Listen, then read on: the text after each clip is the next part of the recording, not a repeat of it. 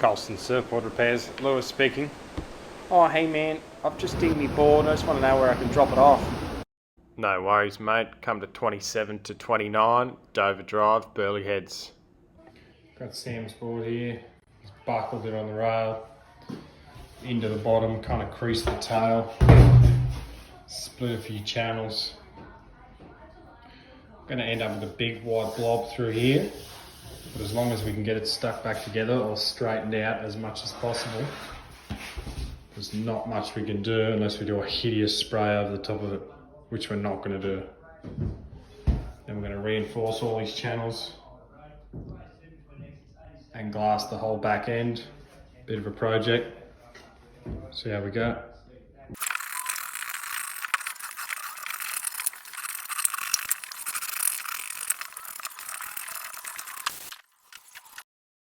So before we do anything, we just stuck this back together with laminating resin, clamped it, weighted it down, anything we could do just to get it stuck back to its original shape.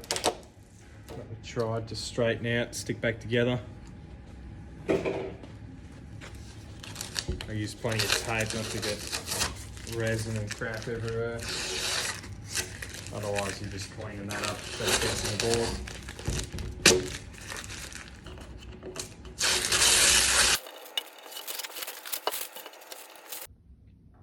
So the idea of that last bit is just to stick that channel back together. It's pretty straight. I didn't want to lose it. As for this bit here, it's pretty close, but it's not perfect. You're never going to get it perfect, but you want to get it as close as possible. What we're going to do there is we're going to sand as much as possible most of the glass off, and then we'll just work our way from there, reshape it, rebog it, and then we're going to glass up the whole thing.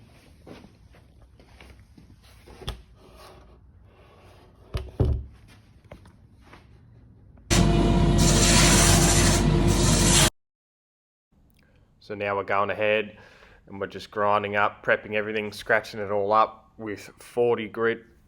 I think this is a medium disc. Not sanding through, but roughing up as much as possible because this is where we want our Q-cell and our glass and resin to stick. It's not prepped up properly. Whatever glass you put on there is just going to peel back and the repair is not going to be effective.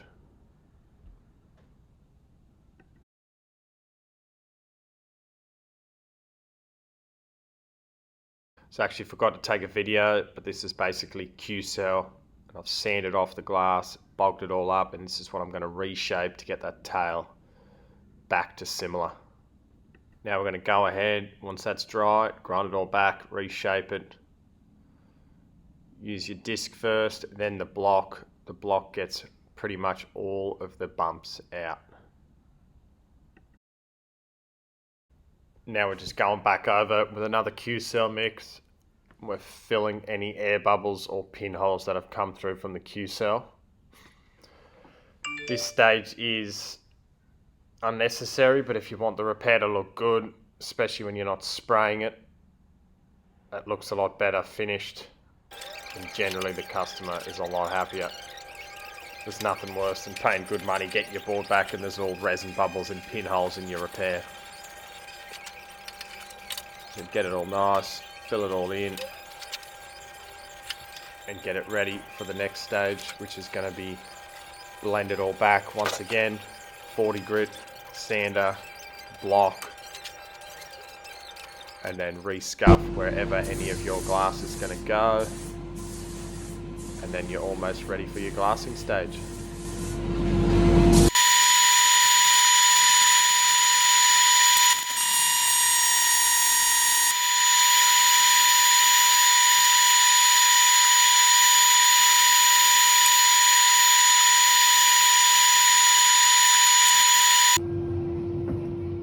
Once you're ready,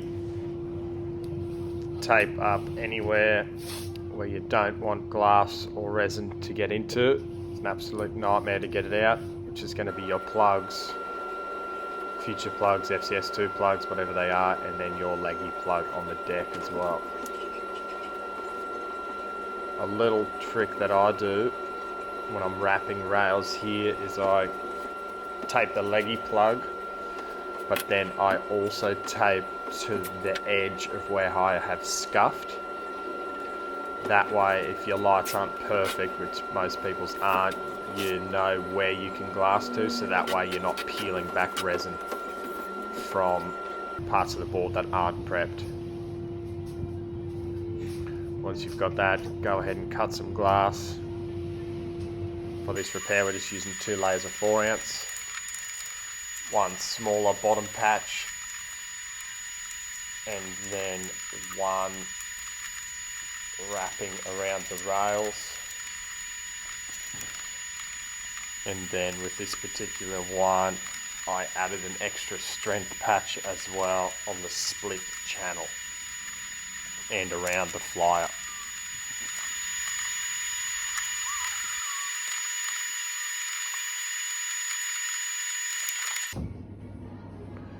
Now we're ready for glass. I've got my resin mixed up. Pour it on. I try, as you noticed, I poured a fair bit of resin up the top of the glass. I kind of do this so that hopefully once I pull the resin, there's enough weight there, it kind of holds it in place. The last thing you want to do is go for your first pass with the brush or the squeegee and all your glass slips, and then it's flopping around and it's a nightmare to get back in the right spot because it warps. So we've wet it all out with the brush and the squeegee, and now we're just going back over the top, getting off all the excess. If you have too much excess resin, the glass is going to float to the surface. You sand off the glass, and then you're only going to have resin on top of the repair, which isn't as strong as glass. Obviously, it's brittle. So I've glassed, I've wrapped, and then these are my extra patches around the tail, both tips of the swallow, and in the center. If you notice, boards always break in these spots. Nose, tips, and inside the tails where the stringer is. When we're doing a big job like this, and even the tiniest repairs, we reinforce them, we wrap the glass. That way the customer's always happy. If they do put it down in the car park or something along those lines, it still scratches, but it doesn't chip off as easy because it's not just resin, it's fiberglass, which is where all your strength is in the fiberglass.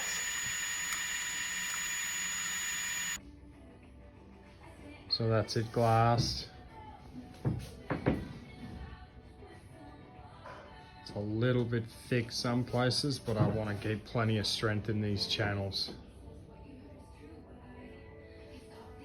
Wrap nice and tight, no air bubbles. Double wraps on the tail, in the center of the swallow, and on the other tail.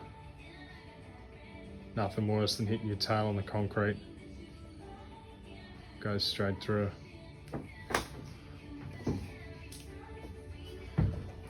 And wrapped all the way around. Here's another view of the channel bottom. Reinforced, wrapped, probably a little bit overkill, but there's nothing worse than the channel splitting out again, and then they just got to be fixed constantly. You might as well do them all, and hopefully we only have to do it once.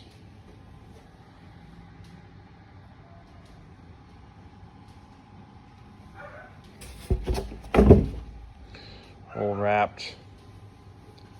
The rail was split just there. All be all filled in, reinforced. I'm going to blend this all back and see if we need to put any extra patches on it. So now we're ready to use our disc sander again, and we're going to blend with 40 grit.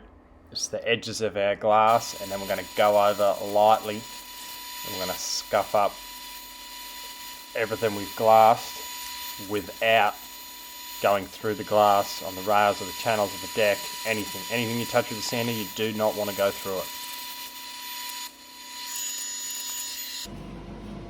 Blow it off, roll it over, take your tape off the top first. Nothing worse than sanding it and then it just smudges and goes even further. Peel it first.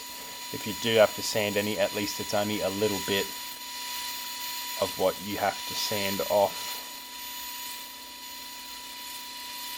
Very careful on your rails. We've been doing this for years, so we can use the sander on the rails. A learner, I would recommend do it all by hand. Then we get the block out, knock down all the lumps and bumps, get it all scuffed up, get it all nice. Basically any shiny things, dints, divots, shiny spots, you want them to be scuffed because that's where your resin, when you filler coat it, is not going to stick. Hit it from all angles, over the top of your plugs where your tape is. You want to remove as much of this tape as possible so that when you do filler coat it, you put fresh tape on there and then it is easier to finish sand and get the tape out. You're not digging down to remove it. As you can see, tape on the top, on the future plug, sorry. Trim them up, get them all perfect, make sure they're stuck, and then start taping your hard edge. These can definitely be tricky, takes a little while for practice. You basically want a couple of mil above the bottom of the board to create a little dam almost. And then when you filler coat it like this, you want to not so much push it down, but gently almost blend or scrape it in there, trying to avoid putting any bubbles in. Go over it, check it, get it all nice and flat. The flatter you get this filler coat, the easier it is going to be to finish sand. As you can see, our one's pretty close. No lumps, no bumps, no clumps of old crappy resin. Get it as perfect as possible and it'll make your life a lot easier. Now that that's dry, we're going to finish sand the bottom and the channels. So first off, we've got 180 grit on our medium pad, medium density pad. I used the flat one instead of a big soft one. I just feel like I get it a lot flatter, but I am very careful not to put too much pressure on it. Too much pressure, you're going to go through it straight away. So a lot of guys use the soft pads, but I prefer the harder one. So this is 180 grit on the disc. Hard edge done, everything's scuffed and ready for the top to be blended. The top, I pretty much do the edges with the sander and the disc and then lightly go over anything in between, and then from there I will go into the orbital sand with 180 grit, 240, then 240 on the soft pad.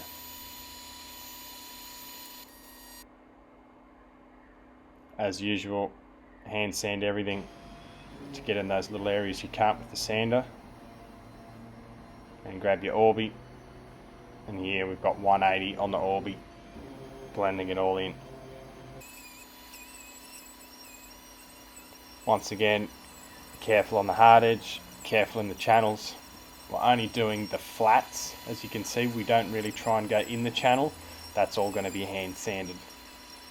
It's not worth trying to get in there. If you burn through it, you've got to put extra patches on, then you've got more wait times.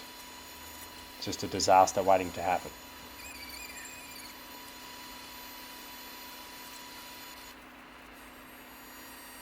Now we've got our 240 and we're using our soft pad here, but we do have a fresh disc of 240 going over the top, nicely blended. This is basically your final finish which our clear coat is going to stick to. I feel like 240 is the best grit for me. I use this all the time doing this. Clear coat sticks very well, and then when you wet rub the clear coat back, it doesn't go through it.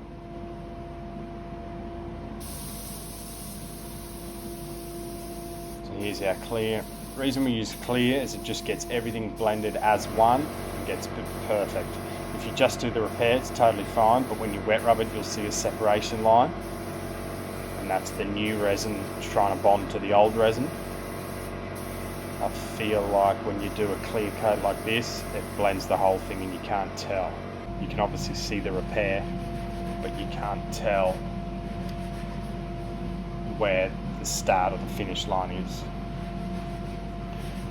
This one's straight line, 400 grit wet rub. So we've just got our block, and we're going to go into the hand sand, and we're just matching it all up, being careful not to go through the clear coat. Then you'll end up with a blotchy finish, which is what we do not want. We've finished Sam's board. Tail, crease, snap, whatever you want to call it. All the channels re-glassed, all wrapped, hard edge redone, and the plugs cut back out. Came up, treat.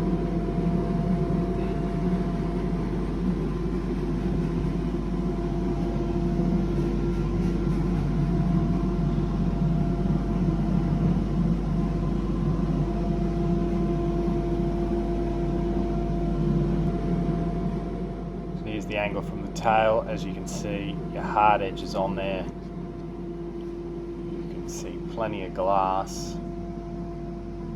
It's all blended nice. No weave coming through and no cracks that we haven't covered. You can see your blob of Q-cell there on the tail, but that's just what it is. There's no real way of getting rid of that. It is a surfboard repair. We could spray it, but I just feel when you spray it, you're trying to hide something. You might as well show the customer or the client you've repaired it, you've done it properly. You don't need to hide it away with anything. If you like what you saw, please like and subscribe and let us know what you want to see more of.